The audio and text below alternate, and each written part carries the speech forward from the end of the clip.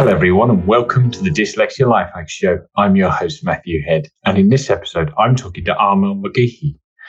She is the founder of Girls with Dyslexia, which is an account to help women embrace their dyslexia. She does some great infographics which she posts on LinkedIn and Instagram, and also has a following on TikTok. She's a freelance marketer and focuses on writing and social media management, specializing in marketing, business and tech blogs. She graduated from the University of Loughborough with a degree in international business and has worked in business development and marketing before going out on her own freelance. As always, I'll put links to Girls with Dyslexia and other things we talk about, which will be available in the show notes, which are at dyslexialifehacks.com/podcast. Welcome to the show, Armelle. Oh, hi. Thanks for having me. No problem at all. Where I wanted to kick this conversation off really was, I was digging through your background and profile and found that you did a bit of fundraising for your university during your final semester there. Now, my memory of final semester at university was that I was mega busy with trying to finish dissertation and would have had no time to do anything like fundraising. Yeah, I mean, final year for me was a very funny one. Okay. Up until that point, I was not doing well academically. I was getting by, the university hadn't kicked me out at this point. So I was getting by. Surviving, right. Yeah, and I always knew that I was dyslexic, and I thought, okay, now's the time to really get a diagnosis, because I didn't know about funding. I thought the uni would be able to fund it, which they ultimately did. So I managed to get in and get a diagnosis kind of midway through first semester. But once I got that and I got the support, not only did my grades go up, but I just felt this sense of relief, like I had so much more free time, which is very strange. It felt very, very strange. Yeah. And I just wanted to be able to kind of spread myself thin and do the things that I wouldn't have been able to do previously, because I was just locked up in my room studying, which actually didn't result in anything. Oh, I see. So, well, that's really interesting, isn't it? So I did read, 21, you got statement of dyslexia, which would have been your final year at university. And all the individuals kicked in. You're like, hey, this is a lot easier. So you think, well, I'll just go fundraising and do all this other crazy stuff. Did you? Yeah. Stuff like that. Would you have been out in the student union and all kind of fun things like that? Or was it not quite that crazy? When you're looking at first and second year, definitely. But no, when you're looking at final year, like nights out reduced. But they actually crept back up after I got the diagnosis. And I think going out was definitely, I was part of the masses. I was part of that university culture a lot more, where you could, I mean, I'm not prescribing, any sort of work-life balance like the one at uni, but No. I was definitely able to balance a lot more than I originally could. Yes. So you mentioned that you got the feeling you were dyslexic, but you hadn't really got round to pushing people to get you diagnosed with it. Where did them feelings come from? Can you remember how far back that started? Yeah, every time I tell the story, people just think I'm making this up. Because I weirdly can remember from a really young age. And the first time that I really felt, I guess in quotes, different was way back in year 5. So I remember being really good at spelling up until that point. So year 4, I think, was my year. Best year ever in terms of school. And then my first yeah, exactly. Like, you'd have a spelling test every day where you have to get 10 out of 10 basically. And I always really loved it, and I was good at it, but I really loved it as well. As soon as I went into year 5, I was just so confused. Like I think it was just the new environment, the new expectations. That came with being a year 5 student, and I just completely plummeted. And I don't know why. And I think, and I always caveat it by saying, that I always had dyslexia, but that was the moment that I realized I was falling behind. Okay, yeah. in terms of everyone was kind of progressing and I just wasn't progressing. So kind of education kind of stepped up a notch, but my kind of my comprehension and my understanding and my spelling just didn't. So that's when it clicked for me.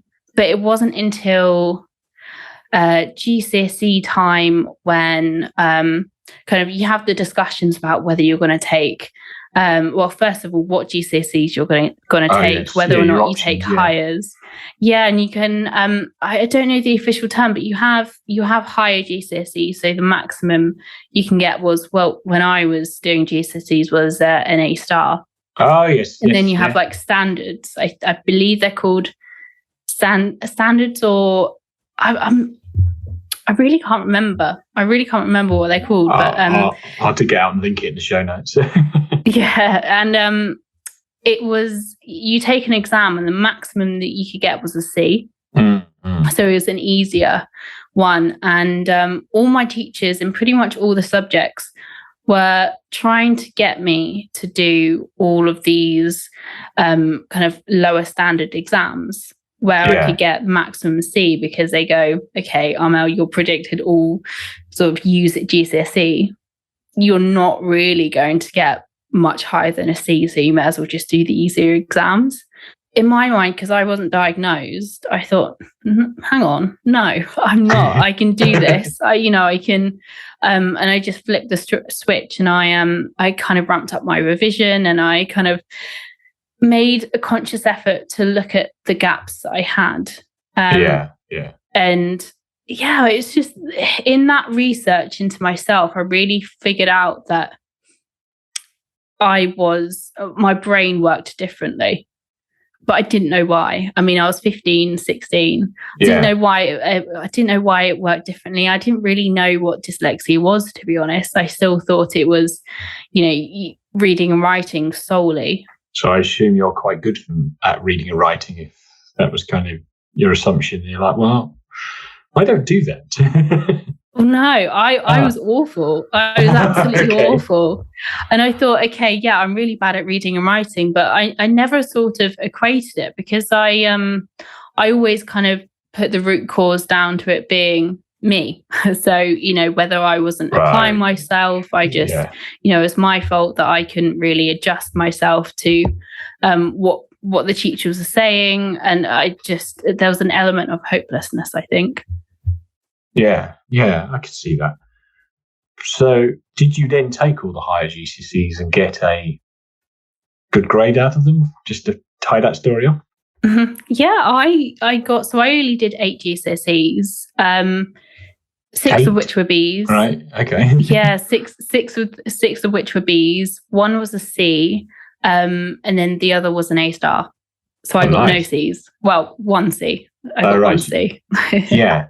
That's annoying, because if it's the same when I did GCSEs, there was like a bracket, wasn't there? You go A star, but will only go down to a C, and then the other ones were lower. But they'd have artificially capped your grades if you'd taken their advice and gone for the lower section, which clearly you were capable of getting higher grades, which then affects you through college and university. So.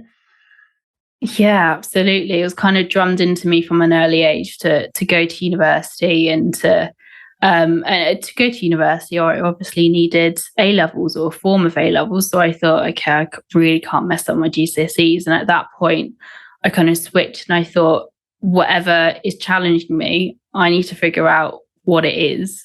And then do something about it. And I didn't quite figure out what it was, because I wasn't obviously diagnosed until I was 21. But I learned how to work with whatever was holding me back. So what sort of tricks did you deploy at that point in time to help you work with it? Was there a particular favourite tactic you had got into?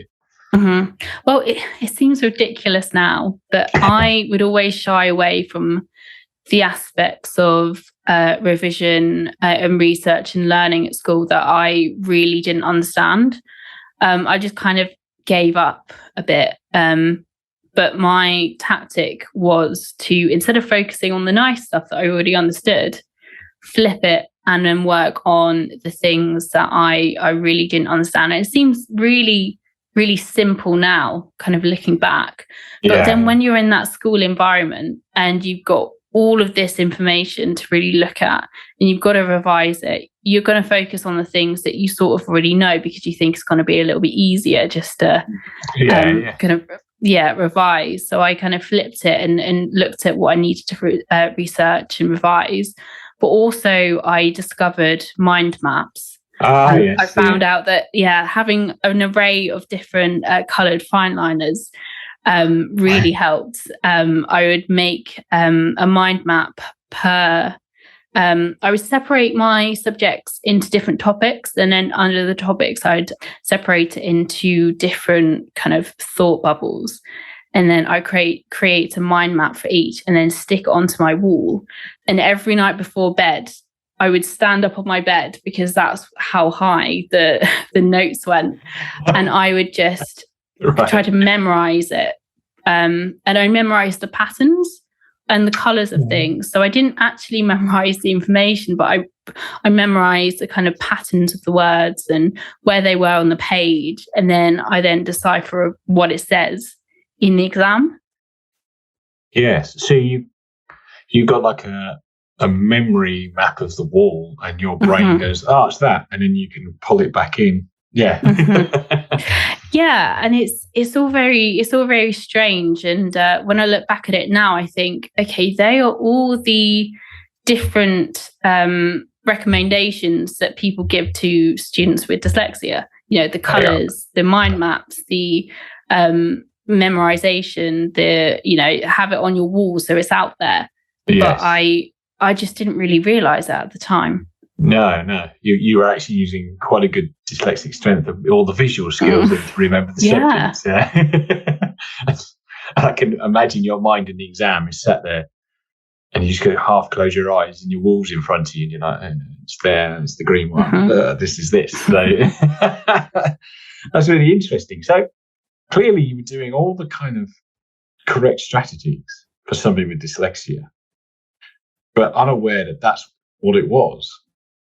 So was there any particular event that clicked you over into, I do think this is this dyslexia thing, and I need to go talk to the right department about that now? Yeah, I remember being approached by the learning support team at school, and this was back when I was still doing GCSEs, and they said, do you want extra time in exams, and do you want all the accommodations that someone with a learning difficulty, which is what they penned at the time, would have?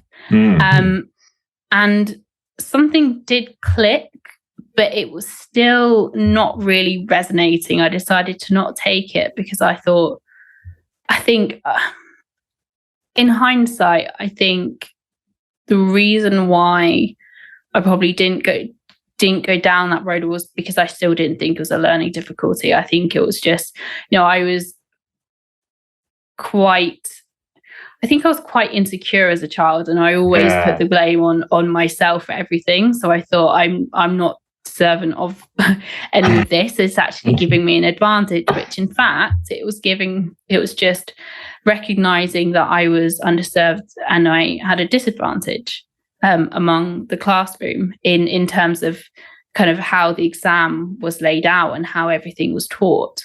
But the one thing that really clicked, I guess, close to my diagnosis was I really struggled at uni compared to my A-levels. So my A-levels, I just shot up in terms of anyone's expectations. I ended up getting AAC, but predicted grades something like A star, A. And I loved the environment. I loved my subjects. I think the balance of homework was just right, and that I guess catalyzed me into doing quite well in A-levels. So then I guess stupidly thought that uni would be fine. And then I just completely plummeted back to where I was and how I was feeling during GCSE. And I was a little bit older, and I kind of collected my thoughts a little bit. And I thought, okay, I don't think this is just me because I've done really well in my A-levels. This must be something else. And then I started researching and I thought, okay, I'm really articulate about the experiences that I've had when I was younger, I wonder if they're actually indicative of something bigger. And then I started to do my research about dyslexia, and then I had a screening test. And then the psychologist said that actually there's a very high chance I do have dyslexia. So we'll go ahead and have the assessment. Whilst I was there, I also got diagnosed for dyspraxia. Oh, yes, I think it was the way that I walked in, he just thought, I'm going to have to assess you on that as well. I may as well. And the mind boggles how you walked in there. Something in your step, yeah. the way you put everything down. Yeah. Yeah, it's just, something must have clicked on that day. Blimey. So not only do you end up with dyslexia, dyspraxia as well. And now you knew, and as you said, things changed for you at that point and freed up a load of extra time. But from what you've already described, you're already doing quite a lot of the key kind of things to help with dyslexia and studying before you found out. So what other interventions come in after that really helped you get workload reduced, I guess, effectively, and able you to free up to do things like fundraising and go out more often? For me, it was being a lot more productive with my time, right? Okay, and being efficient, but also looking at the different areas which I hadn't exactly neglected, but I just didn't really understand how to help myself. For example, I had a dyslexia coach to go through all of my coursework, and I made sure in final year that I only did coursework. I had a few exams, but I made sure that 80% was coursework, just so I could really focus on getting it right. And so I had a dyslexia coach to go over my sentence structuring, so that spelling, grammar, found out that I was absolutely awful. And I really didn't understand how I'd got that far with just not being able to write properly. Oh, wow. So that highlighted that. And then from that, I guess it springboarded me to kind of teach myself the English language a little bit more. So memorize how sentences should be structured, looking at different variations and mediums, and kind of what each lecturer expected depending on the subject. I was also given colour overlays. Oh, yes. Which meant that I could read a lot more. But also with that diagnosis, it gave me the confidence to ask for even more accommodations. For example, lecture notes before the lectures. I had extra time during the exams. I had extra time during coursework, and all of that put together made me very productive with my time. And I've never kind of experienced that before, being so productive with my time, that I kind of really took advantage of it. Yes. Yeah, I imagine it's quite liberating for you once you put all the bits together. And it's a very good point you make with the self-confidence thing, where if you'd spent quite a lot of your early life like, it's just me, I'm just not very good. And then you're like, oh, I'm a dyslexic person, I need these accommodations, but actually it will do this as well. That's just not me feeling like a stupid or like you're just behind everybody.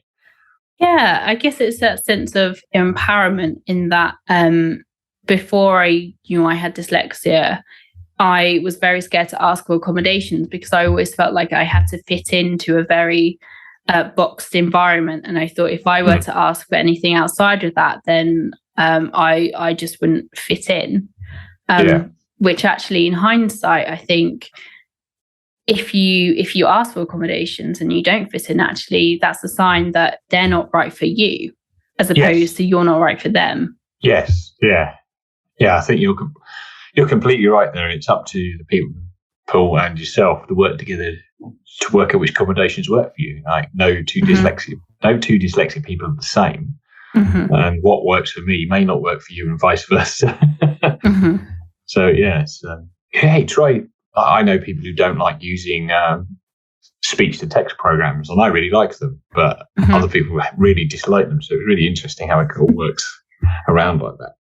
Now, obviously, you found out with just a year left at university, and then you would have rolled into the world of work, only being about a year's worth of experience of knowing that you are actually a dyslexic person, and this is what works for you in university. What changed when you hit work? Because I've discovered from quite a few people that the accommodations that work at university don't necessarily work when you roll into employment, because it's just a very different environment. How did you find that? As you're still quite new to you at that point. Yeah, I didn't disclose my dyslexia in the workplace until maybe about a year and a half in. So I was already in my second company outside of uni. Yeah. And I never actually disclosed it in a matter-of-fact way. I think it was in subtle conversation with my manager about it, actually. Wow. There was no kind of formal, I have dyslexia, I need these accommodations. It was sort of kind of an afterthought, really. And something that I look back on and think that I could have handled a lot better is I disclosed my dyslexia after I made a mistake at work. Yes. I must have made several errors in terms of, I think, project management or spelling. And I thought, okay, now this is the time that I have to say that I'm dyslexic. But there's definitely a better way of disclosing your dyslexia or kind of any neurodiversity. Would not recommend opening up after a mistake, because I think what happened is those negative connotations and the way that I presented it meant that actually me disclosing it didn't give a good impression. Yes, was that almost, and correct me if I'm wrong here, but the other person could almost read between the lines and think that you're using it as an excuse for your mistake? Would that be kind of how it could go down? Oh, absolutely. Yeah, it absolutely did. But from that, I did get workplace accommodations. I got noise cancelling headphones because we were in an open office. I got access to a dyslexia coach. So to your point earlier around maybe things have shifted, I had someone to converse to and ask actually what accommodations might suit me in the workplace. Because sometimes a workplace assessment can be quite daunting because they can give recommendations, but you don't quite know yourself what works. And sometimes you feel a little bit afraid to actually say if something's not working. Yeah, totally. Because I think unlike in a school environment, you really can see, I mean, you can see the financials of things as well, unlike in a school environment. And almost you don't want to show yourself up, I guess, and you don't want to kind of come across like you're being ungrateful or any of those feelings. But it's really powerful to know what support you do need and to say this isn't working, because at the end of the day, it's your career, and actually everyone around you is guided by you. They're not guided by anyone else. Everyone recognizes that neurodiversity is different, and then you have the power. Yeah, I think so, and it's sometimes tricky because you almost want like a trial period with some of this stuff. Like, get advertised stuff all the time as well, and it's like, I don't know what works for me, but only I know if it will work. But I need to try it all, and I also don't know my blind spots, which is where you alluded to having a coach helps, where they kind of, you're like, well, I'm doing all right at this. And they're like, yeah, but you're frantically typing notes everywhere and using colours and it's very, very, very busy or something along those lines. But did that mean through access to work by any chance? Yes. Yeah, that was. Yes. Yeah. But yes, it's really interesting. So going forward from your career at that point, did you always make sure you had the accommodations for access to work in each consecutive job role after that? I didn't. I know that you can get a workplace assessment with every job role that you have, whether that's within the same organization, whether that's external. So whenever your job role changes, you can have a new workplace assessment because the environment's changed and you might need different support. I didn't have another workplace assessment after that. the things that we'd gone through in those sessions with the initial supervisor and with the initial dyslexia coach were more around it looks at how I can work in a workplace environment, kind of no matter the intensity, no matter what I was doing. It was very basic things like email management or how to do a presentation, how to make notes. So there were things that were very adaptable to the different workplace settings. So I didn't necessarily feel the need to get a workplace assessment. And I also carried the equipment that I had from the first workplace assessment with me. So the noise cancelling headphones, for example, I still had those. So it wasn't a case of I needed to open up a new workplace assessment to get new technology. Okay. Yeah, that makes sense. And I think having the quote unquote sort of life or career skills that help you within your job is really quite useful rather than necessarily being specific to the one job. Like the noise cancelling are really useful in any plan office, even if it's not working from home. It's not a problem where you can just have the noise cancelling headphones chucked to one side. But having the general skills to work as, in your case, in an office environment with the email management or the instant messenger management or all that kind of stuff is really, really useful. Because I see you obviously then started to embrace things because you were the Neurodiversity and Inclusion Board member at Ingram Micro. So that was you really wearing it on your sleeve by that point. How did that come about? So it came about, so the whole diversity and inclusion conversation at Ingram really came about around the tail end of 2020.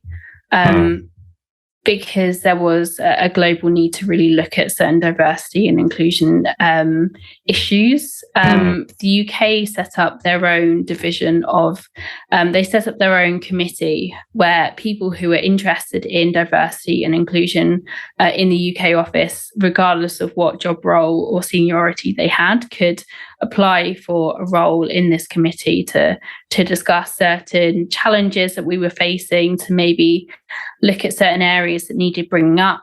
And that was a really good insight into how diversity and inclusion teams operated and what really we could look at and what we could put into our own hands, really, and bring up. So around about a year into that committee role, we then split out into subsections. So it was looking at different intersectionalities of diversity inclusion, my sector being neurodiversity.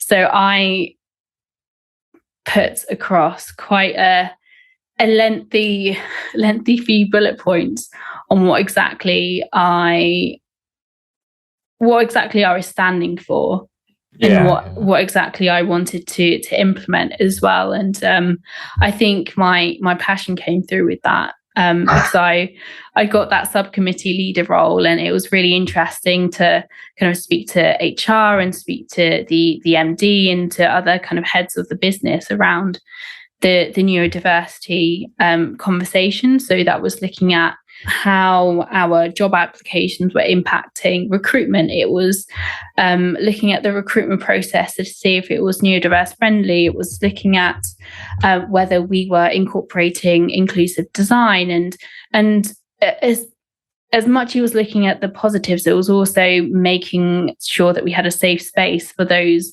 with neurodiversities who had stories to tell, who were maybe having a bad day because of their neurodiversities, whether that was kind of as someone protruding their insecurities onto them, or whether it was just talking about their own insecurities around being neurodiverse in the workplace. So it was a really interesting role, and it was really where I first kind of learned the benefit of that community.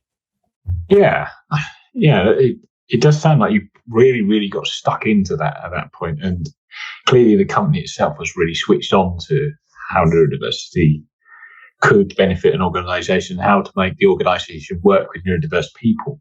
What sort of things were you doing to sort of drive change at that point? How were you finding the rest of the community was working with you, and were you learning anything from them? during that role?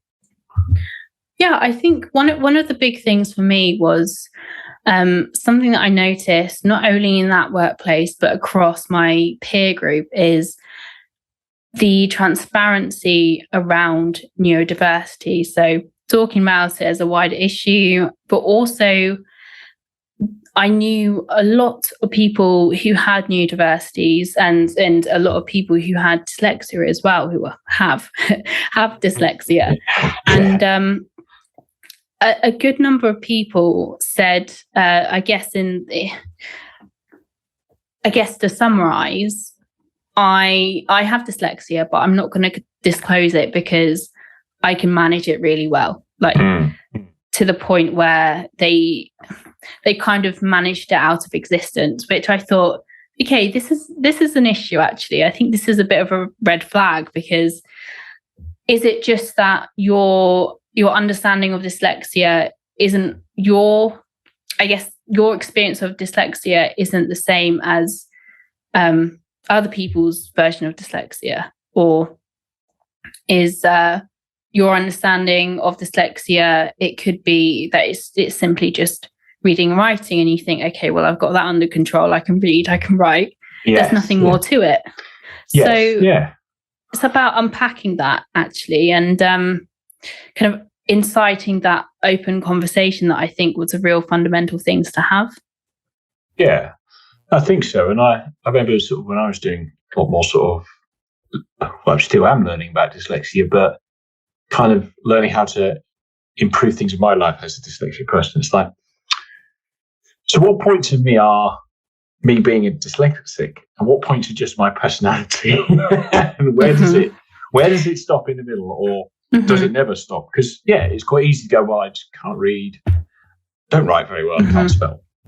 But actually there's other things that come in, and particularly with yourself as well, where you've got dyspraxia mixed in as well as dyslexia. So, and other people with ADHD or whatever, it is hard to know. And I think if you're completely blind to it, and I spent years, like well into my 30s, thinking it was just, well, I can't spell and don't like reading.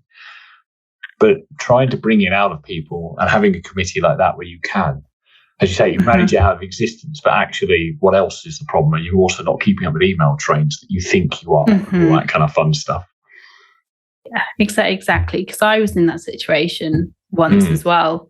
I mean, when I first got diagnosed, I was kind of a little bit naive to the whole world of dyslexia. So I thought, okay, as soon as I heard those phrases come out of people's mouths, I thought, okay, there's a lot more education that we need to be done, not just for neurotypicals to create an inclusive culture, but to really kind of incite that confidence within people so they're not afraid to speak out about it. Because I think a large part of speaking out about their dyslexia is they don't want to disclose it because other people have their own assumptions about it. Yes. And a lot of them can be negative, but there is, when someone doesn't fully embrace their own dyslexia, I think they have no idea what people could be thinking. And I think there is still a negative stereotype around dyslexia and how it affects intelligence, and how, people can't read and people can't write with it. Yeah. To the point where I think that people are afraid that if they were to disclose their dyslexia, people will completely change their opinions of that person. They'll instantly think they can't read or write and they're not intelligent, even though they've seen the complete opposite. They've seen that person be intelligent, read, write, be a really valuable member of the team. And I think there's this notion of being an imposter. As soon as you mention that you're dyslexic, the cloak has kind of dropped, and you emerge out of the shadows as someone that people didn't expect. Yeah, and it's funny, isn't it? Because despite all the evidence to the contrary, some people's negative assumptions win. And that's terrible, to be honest. Well, hang on. I was the same person I was this morning before I told you, and you were fine with my written work then. Why have you suddenly jumped on top of it all? Yeah, definitely. And I think it's there are definitely some cases where people do kind of switch. They change their impression and they switch their assumption. But there are also people out there who, if they were to have one of their colleagues, their peers, someone in their team open up about their dyslexia, it actually changes that mindset. Because there are people out there that actually take things at face value and they come to question and say, okay, well, you've just disclosed that you're dyslexic. This is what I thought was dyslexia. You clearly aren't that stereotype. No. So I'm just going to completely reduce my negative stereotype and actually replace it with what I see in front of me. Yes. The people are open-minded and are willing to have their assumptions challenged. And it is really great when you meet people like that. They're like, hang on, you don't fit what I thought. Let me go rethink this. Yeah, definitely. Yeah, it's really positive. I have got a few phrases like, oh, but you don't look dyslexic, or I would have never thought you're dyslexic because I thought they couldn't read. And it's just strange. In that moment, I think, certain times I've not really known what to say. But I think it's a compliment, but I don't know. I know what you mean. Yeah, I don't look like, you don't look like a dyslexic is quite a funny one because... what does a dyslexic person look like? Can you see into my brain? Can you tell that it's wired differently? Have you got X-ray? Is it like something in the eyes or something? Crazy eyes. Yeah. Every time you get a book, your eyes just go shut or something. I don't know. That does make me laugh, that one. It's kind of funny. But you sort of shifted again into working into freelance after you're working for other people. Would you say that was pushed by how that particular industry you work in works, or do you think it also helps you with your neurodiversity and making life work for how your brain works? I think I can look at it in two ways. There was the adapting my work style to suit my neurodiversity, but I've always said that I wanted to own my own business and go freelance. I said after uni that I'm going to spend 2 years in the industry, in the corporate world, to really learn some experience. COVID hit.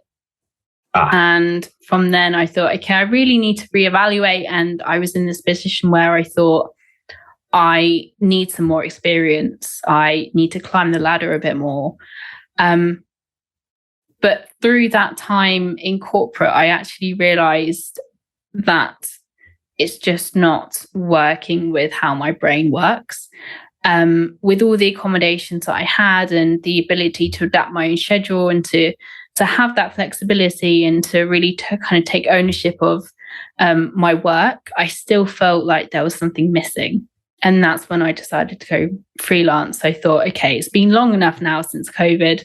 I'm just going to go for it. I've got quite a good community over on Instagram with girls with dyslexia. And I want some free time to really build that up because I was really struggling working full time, adding on the freelance on top of that, but also working on girls with dyslexia. So reducing the number of hours that I simply work in general has really helped. I can kind of take breaks when I want. I can park things whenever I want. I can have meetings whenever I want, and I can really have my schedule in my own hands.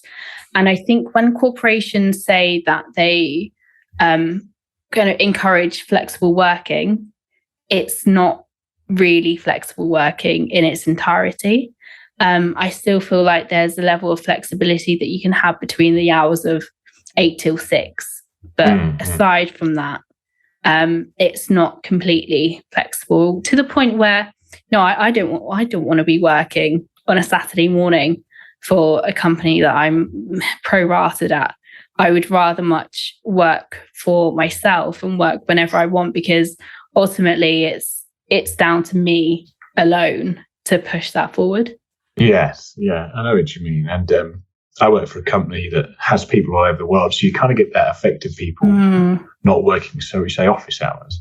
And you're getting messages from somebody at 9:00 at night is interesting. And then they get it back from you at whenever in the morning. It's kind of, there's that sort of collaboration thing is tricky, but I think when you're working for yourself, you can kind of almost like Saturday morning sometimes is a good time to work because nobody else is awake yet and they're having a lie-in and you're sat there working on your business kind of thing. Yeah, and I think what I've learned, I mean, I've only been freelance for about 3.5 weeks at the moment, but I've really learned how well I work at different times of the day. Oh, interesting. Which is really kind of thrown me actually, and it's made me really adapt my schedule to the point where I'm not feeling guilty about maybe having a slight lie-in and jumping onto my laptop at 10, or I don't feel guilty about sitting on my laptop until 7, 8 in the evening, because I think, okay, well, I've had all that time in the day to do things, and I really feel comfortable with that flexibility. Yeah, I could see that. And how are you finding the discipline with that? Does your mind wander, or have you really kind of got it tied down to what hours work for you now? Still a work in progress. Haven't really figured it out, but the good thing about it is, because I'm working, I shouldn't say I'm working fewer hours. I'm probably working the same amount, but it's just split up into completely different things. Right, yes. And I almost find respite in turning my productive mind to something else. And sometimes winding down isn't just sitting in front of the TV. It's actually moving your focus to something else that's actually just as productive, but it's completely different. Yes. I find that too, actually. Sometimes I'll swap from my day job into maybe doing some editing or doing something else. And it's like, I'm still working here, but it's just that mental, it's like it shifts a different lane in your brain and still feels like you're winding down or not working. Haven't tried that bit of the brain yet, I guess. So clearly, you're taking that job to grow girls with dyslexia. So let's move on to that. Now, where did the spark of that come from? It came from, I had disclosed my dyslexia in the workplace. I was starting to see, even though I got the assistive technology around my dyslexia, and I was starting to be a little bit more open about my dyslexia, I still realized that actually there's a gap. There's gaps in people's understanding of dyslexia. And actually those gaps in education can be quite dangerous if applied in the wrong sort of way. Okay. For example, I found that a workplace assessment in itself was getting confused with a performance improvement plan, which is very dangerous to get confused. Yeah, what the hell? I also found that there was a lot more education needed for managers managing people with dyslexia, and oftentimes what you can get to challenge that is, but I'm neurotypical, I don't have dyslexia, it's fine, I know how to manage it. You can manage yourself, you've got assistive technology. When in actual fact, having a neurodiversity is a two-way relationship. It's not solely down to the person to make sure that they are fully adaptive in that environment and feel included. It's actually the responsibility of every single person in that environment to really understand. Because if I'm surrounded by people, and I'm not saying that I necessarily was, but if I was surrounded by people that didn't understand dyslexia, who weren't going to educate themselves around dyslexia, yes, I could build up the research for myself and really understand what support I needed, but then actually in a organizational structure that depends on everyone kind of bringing each other up, I'd automatically be left behind because of that kind of pack mentality. Yes. Okay. Yeah, I can see what you mean. So, yeah, imagine getting an assessment mixed up with a performance plan. Yeah, I think that really kind of sparked things, and I thought, okay, like there is a bigger gap than I thought when it comes to understanding dyslexia. And I thought, okay, and it made me feel very insecure. It made me feel unheard. And it made me feel quite isolated. And I thought, okay, if I'm feeling this, there are other people feeling this. And I was thinking about different intersectionalities as well with that. And the misogyny that goes on in the workplace against women is also impactful as well. So not only were there people in the workplace that thought I was less intelligent because I had dyslexia, the fact that I was also a woman didn't work in my favor. So the two kind of combined and exacerbated the whole situation. Yes, that's not good, is it? The double hit of misunderstanding your neurodiversity and also misunderstanding what you bring as a female to the workplace is not good. Yeah, I think Succeed with Dyslexia coined it as the double disadvantage. Do they? Okay. Yeah. I did see they wrote an article a while back on the divide between being statemented as a boy versus a girl from a young age. There's a divide there, and potentially females are better at masking it to that point. So how did girls with dyslexia start? Was that kind of something on Instagram or LinkedIn, or how did you kind of kick it off in the first place? It was Instagram, and it was very sporadic. I'd been sitting on building up something for a few months, but I kind of bit the bullet in it was just over a year and a half ago. So I believe it was 2020 in February, March time, and it was a Sunday. And I just thought, okay, I'd had a glass of wine, and I thought, I'm just going to start it. What can happen? And I was overthinking it. I was majorly overthinking it, actually. I thought, okay, I've got to get everything right. I've got to build up a business. I've got to have a business account before I have an Instagram page. And I just thought, okay, Armelle, you're overthinking. Just set up the page. I bought a Canva account for myself, and I did one post, and it was what to consider when your partner has dyslexia. And that was my first post. And I remember it getting 40 to 50 likes. And I thought, okay, that's good enough for me. I thought, okay, that's a lot of likes. Because on my personal account, I was maybe getting about 20. And I thought, okay, I've got double already. This is good. And it just kind of snowballed from there. It was kind of a mixture of, as I mentioned before, providing education and awareness around dyslexia so people could feel a lot more comfortable talking about it. But it was, I guess, in the same breath, it was almost kind of cathartic for me as well, because I was still going through those insecurities and overthinking things, and I kind of needed to reiterate things for myself, and it was quite therapeutic. So I really felt instantly part of the community. I feel like I was building the community around me rather than kind of above or beneath me. And did it keep sort of ramping up from there in terms of getting growth on Instagram? Ramping up from there. I just posted posts on Instagram, and that was it. I think I'd opened a Twitter, but I kind of neglected that a bit.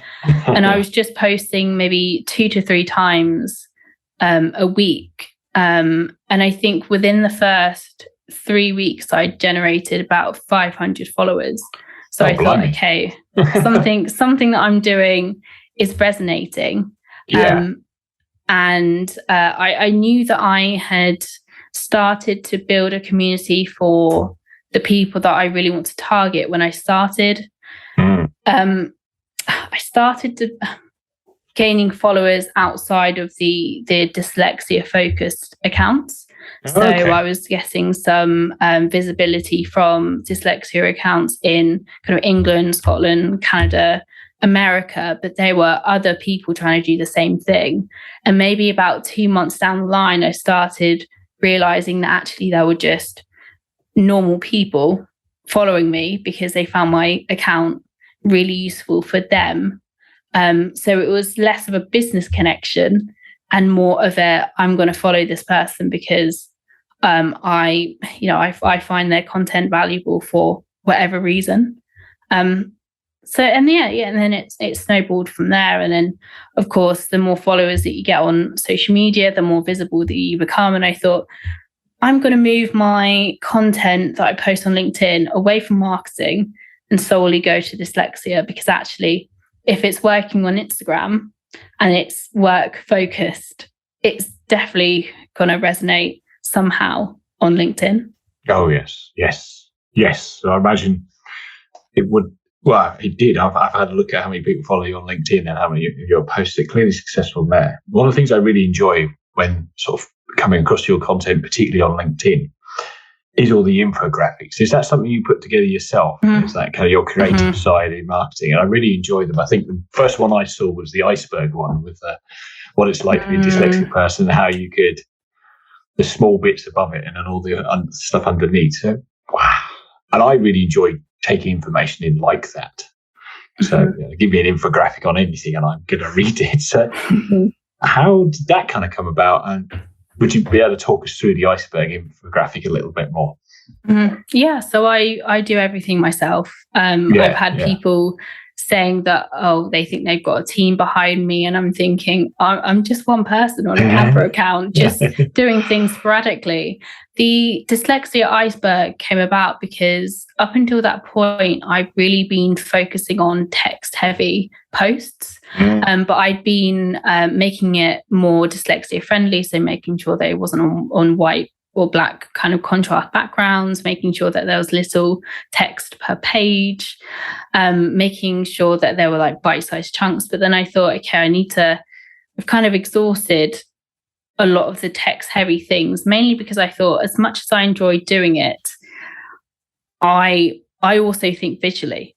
Yes. So again, it's going back to kind of what I find therapeutic and what I think if I can understand it, then anyone can understand it. And I thought, okay, how can I visualize like the fundamental things that I've been looking at in a really bite-sized way? Because I realized the pattern in what I was creating was actually the really basic, simplistic things around what dyslexia is and how it corresponds to other neurodiversities, and kind of the real basics that as dyslexics, I guess we're versed to a certain degree in our own dyslexia, but we really have to start from the beginning in terms of what's really helpful. And actually, it's the really basic things. So I thought, okay, how can I visualize this in a really basic way that people understand? And the iceberg image is something that is kind of sort of presented to us even in primary school, to kind of visualize kind of what's underneath. Yes. And I started with that, and I thought, actually, I need to go right to the beginning and say, this is what people still think dyslexia is, just reading and writing. Yeah. I wasn't trying to say that it wasn't, but this is also what dyslexia is. What we're looking at when we unpack reading and writing challenges, for example, the word recall, the sentence structuring, the visual thinking, but also what comes about because of that. So that's the social anxiety, that's even literal interpretations of things because of our understanding of language, and the afflictions in what people say that can be quite difficult to kind of interpret and to understand. And it's all of those different elements that actually create this perception of what reading and writing challenges are. And I think they differ. So if you were to talk to a fellow dyslexic and say, what are your reading and writing challenges? they will depict all of those little minute details that make up reading and writing. Whereas someone who isn't quite as versed in dyslexia or neurotypical would say something like, oh, not being able to read, not being able to write. And you think, okay, but there's a lot more to that. Yes, yeah, definitely. And it is, as I said before, with like in the infographics, it's a really nice way of putting it out and actually understanding the nuances with all the iceberg and what these things mean. I think really helps not only sort of neurotypical people understand, but also shifts the language that dyslexics kind of, because you can read all the things at the bottom of the iceberg and like some don't apply to me, but it's like, but that must apply to somebody else. And it's nice to know there's more people out there and they all have different experiences. Yeah, I mean, I guess a good way to look at it is, I guess in the grand scheme of things, everyone is neurodiverse because no brain is exactly the same. It's just that our brains slightly differ more from the norm. Yes. So if you look at, two people, they're not going to have the exact same traits and personalities. And that's exactly the same for neurodiversities and dyslexia. Like no two people with dyslexia are the same. Yes, I think so. I think it'd be interesting to see how much deviation from the mean you need before you're classed as dyslexic and how big the mean is for neurotypical people. How are you finding your audience when it's growing?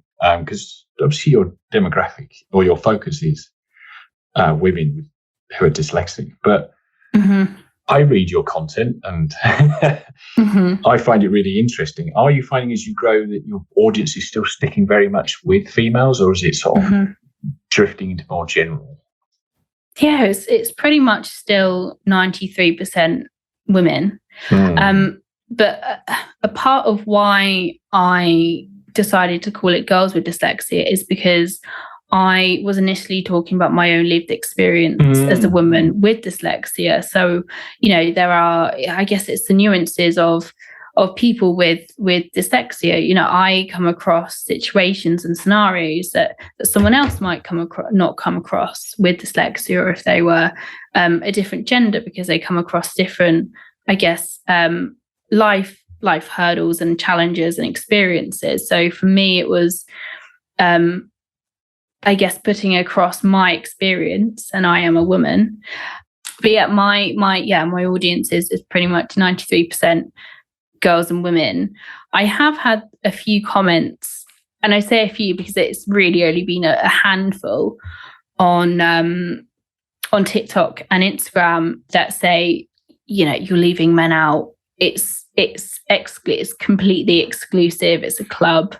And I think it's, I have one comment actually I explained that, saying that, it's my lived experience and we're focusing on women, but it's not solely women. You can interact and enjoy the content because most of it is targeted to dyslexia.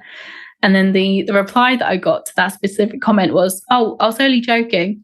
And I thought, oh, okay. Were you though? I think, you saw me come back with quite a serious reply, and quite a kind reply actually. And you probably thought, okay, I've got to backtrack. But there was another comment that I got about, why do you only focus on women and not men? And I replied to it.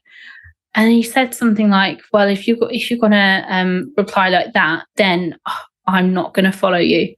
And I thought, wow, okay, well, fair enough. The thing is, yes, your account is obviously your lived experience and called Girls with Dyslexia, but at the end of the day, good advice is good advice.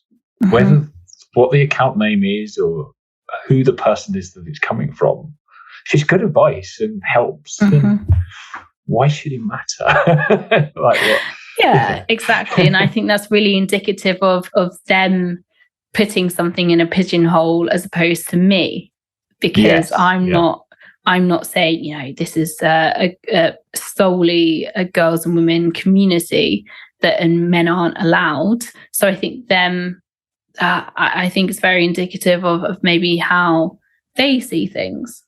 Yeah. Which is, Yeah, and I think I'm not going to change where I niche because of a few comments. Yes. We see it across the board in all industries. Women are generally in all industries underserved. So you've got women in tech, women who code. We need that safe space for women and girls to really talk about their experiences of being a woman and being a girl with dyslexia. Yeah, and I think you are clearly providing that safe space, but it's not an excluded place, is it, where you're just ring fencing in there? Because I'm sure you don't scroll through all the people that follow you and back people off. Oh no, definitely not. And I think my stats kind of see that I don't, because 93% or so are female women or girls. So it kind of speaks for itself, really. Yeah, I think so. And it's a great platform, and I think one that's needed. Having read a few articles myself on bits and pieces, it clearly needs a platform that women and girls can go to where it's a safe space to talk about their own experience, and particularly with all the other history behind being, particularly as you cited in the workplace as a woman, it is a different experience, I'd imagine. Mm-hmm. That brings me towards the end of the episode. And what I like to round the podcast out with is 3 rapid fire questions. They're quick questions from me, but they don't necessarily need quick answers from you. So first question is, what prejudice have you had about dyslexia that has been proven wrong? For me, it's been the intelligence side. Yes. So being in school undiagnosed, I've had teachers, kind of 2 schools of thought with that. It's been you don't apply yourself, or it's been you're not intelligent, basically. And that's an insecurity that I probably still carry. It's not as present as it was, but if I disclose my dyslexia to someone, I do still think at the back of my mind, is their impression of me going to change? So that's the one thing. Yes, yeah. Hopefully your lived experience is showing that the impression of you is not changing. Or if it is, then maybe you don't need to spend so much time with them. Okay, so second question. If an alien landed and asked you what dyslexia was, how would you explain it to them? I would simply say it's a way of thinking differently. Everyone's brain is different, but then a dyslexic brain is structured in a way that means that we think in a different way because we think in a different part of the brain. Our neurological makeup is different, and that brings strengths. But it also, in some ways, disables us in a neurotypical world. Okay. Great answer. Okay, and the final serious question for me on the podcast, seeing as this is called the Dyslexia Life Hacks Show, what is your favourite dyslexia life hack? Oh, that's a tricky one. What I would say to that is there's such a big power in community that you don't even realise until you step in. It's often seen to someone with dyslexia as quite an isolating challenge within yourself, especially if you're late diagnosed. But then simply being open about your dyslexia with other dyslexics or with your friends who may or may not be dyslexic, there's a lot of power in being transparent about your dyslexia, but also finding community with other dyslexics. So you start to reduce the challenges that you have and start to really find confidence in it. And one of my friends who I found out was dyslexic a few years ago, she, I believe, made a dyslexic mistake, or I asked her, how are you so relaxed almost in the workplace about your dyslexia? And she simply goes, you've just got to have a laugh sometimes.